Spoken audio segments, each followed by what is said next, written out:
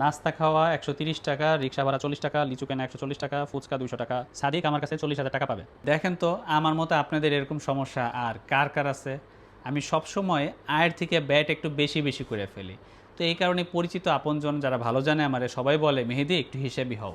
তো হিসেবি হইতে হলে অবশ্যই আমাকে জানতে হবে আসলে আমার খরচটা কোথায় হচ্ছে, কোন কোন খাতে হচ্ছে, সেখান থেকে আমি হিসাবটা করব যে এই খাত থেকে খরচটা আমি বাদ দিব।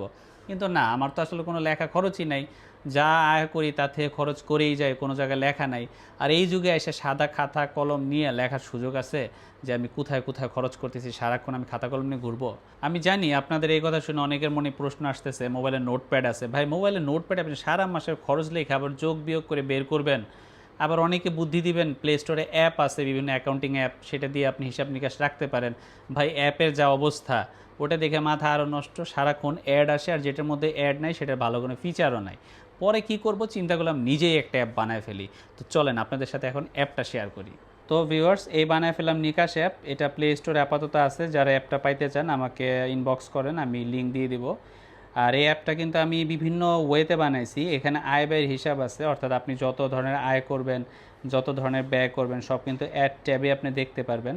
এটা আয় ব্যয়ের হিসাব। আবার মনে করেন আপনার কাছে দায় দেনা, কে কত টাকা পাবে, আপনার কাছে কত টাকা কেউ পাবে বা আপনি পাবেন, সেই হিসাবটাও কিন্তু এখানে রাখতে পারবেন। আরও একটা প্লাস পয়েন্ট, সাপোজ আপনি কোনো প্রতিষ্ঠানে চাকরি করেন বা বাসায় আপনাকে 20,000 টাকা দিছে একটা খরচ বাবদ।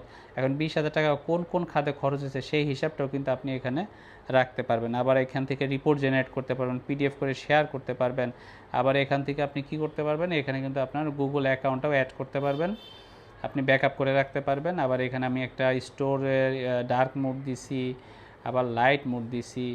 তো সব মিলে চেষ্টা করতেছি। আর যার যার ভাল লাগে, অ্যাপটা কিন্তু আমার কাছে আছে, আমি নিজে বানাইছি অ্যাপটা, নিকাশ অ্যাপ। তো কারো যদি লাগে আমাকে ইনবক্স করতে পারেন। এরপরটার আরও বেটার কিছু সংস্করণ আনার প্ল্যানিং আছে। আর কার কোন ক্ষেত্রে কোন ধরনের কাস্টমাইজেশন দরকার সেটাও কিন্তু জানাতে পারেন।